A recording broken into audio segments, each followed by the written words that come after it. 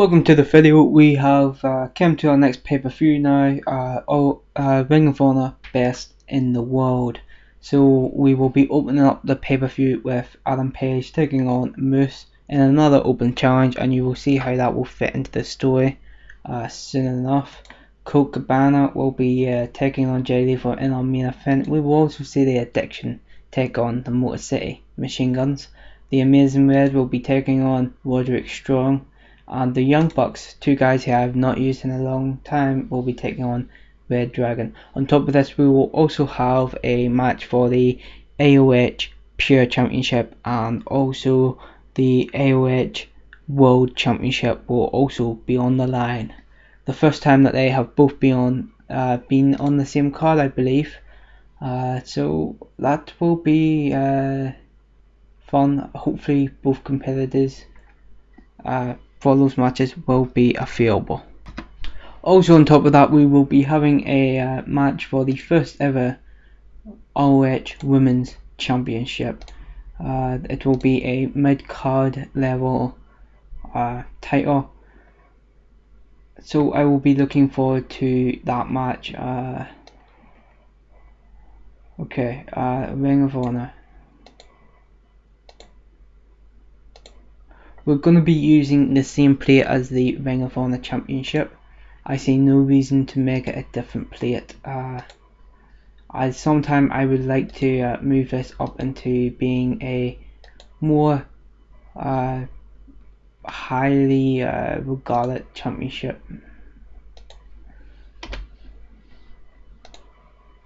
There we go. Okay, let's go. Actually, before we do that, the Amazing Red storyline never took off the way that I wanted it to, so that will be ending right now. The Addiction storyline will of course be continued on, Beer Money will be continued on, and the World TV Open Challenge never took off the way that I wanted, so there's no point in having that there either.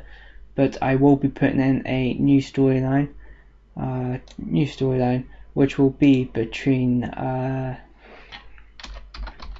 Mickie James and Beth Phoenix, and that will be started tonight. Oh,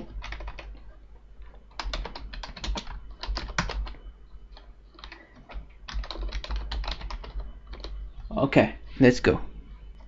Okay, before we actually book this show, I need to reposition myself in the chair. I'm gonna do a hard blind stance. Yes. Nobody chose to walk out. That is good. Hopefully, people will improve over time. That's the show booked, and now it's time to run it. A lot of storytelling in this match, although in this event, although it might not seem like it at times. We see James Storm and Bobby Roode in another video hyping up that they will be there soon. Next segment, we have a 41-minute match as Adam Page takes on Moose in a open challenge. Moose actually defeats Adam Page once again in the 12th minute, and then that leads to our next segment. Moose leaves the ring and Adam Page is actually attacked by Adam Cole, the leader of the Bullet Club, because they are both members of it. Adam Cole beats him down to the ground, but after he does so, he helps him back up to his feet. So it's more of a punishment than a kicking out. We see our next segment is the Young Bucks who take on Red Dragon in a pretty damn good match. 67, 89 rating for Matt Jackson, Nick Jackson 82, 60 for Kyle O'Reilly, and Bobby Fish gets a 66. So that continues on our Bullet Club storyline, and it's not really anything, you know, it's not really a storytelling match, it's just more keep the Young Bucks in the loop until I decide to really start to push them more. But they do pick up the win as Matt Jackson actually pins Bobby Fish. 61 minute match as it's a 5-way match for the first ever women's championship, as Beth Phoenix takes on Mandy Leon, Mickie James, Lufisto, and ODB. Mickie James actually defeats Mandy Leon by pinfall. This is after Beth Phoenix power bombs Mandy Leon.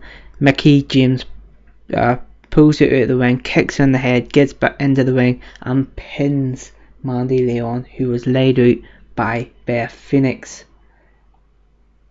And that kicks off a storyline between between Beth Phoenix and Mickie James. So next we go into the Addiction take on the Motor City Machine Guns. Christopher Daniels was very poor in this match, as the Motor City Machine Guns go over in this 83-minute bout. What a fantastic match, probably one of our best yet. Alex Shelley is able to pick up the win, as Christopher Daniels distracts his tag team partner Frankie Kazarian, and he obviously not intentionally, but he does, and that kicks off a little bit more tension between them. Defense number 2 of the ROH World Tag Team Champions for the Motor City Machine Guns. Then that leads to our next segment, as Frankie Kazarian and Christopher Daniels are in the ring. They're not arguing, but they're kind of like, what was that all about, kind of questioning each other. And from out of nowhere, James Storm and Bobby Roode come into the ring and attack them both and lay them out as a broken, and break them and lay them out in the ring. I apologise for my phone. I apologise once again for my phone. Roderick Strong takes on the Amazing Red in the 14th minute. The Amazing Red beats Roderick Strong by pinfall. Decent enough match here, although lacking compared to the last. Kenny King takes on Jushin Thunder Liger in a bout that lasts nearly 9 minutes. Kenny King defeats Jushin Thunder Liger and retains his AOH World Heavyweight title in a bout that was rated at 54. A 66-minute match here, as Colt Cabana takes on Jay Lee for 16 minutes. Into the match, Colt Cabana is able to get the clean pinfall that ends the storyline. It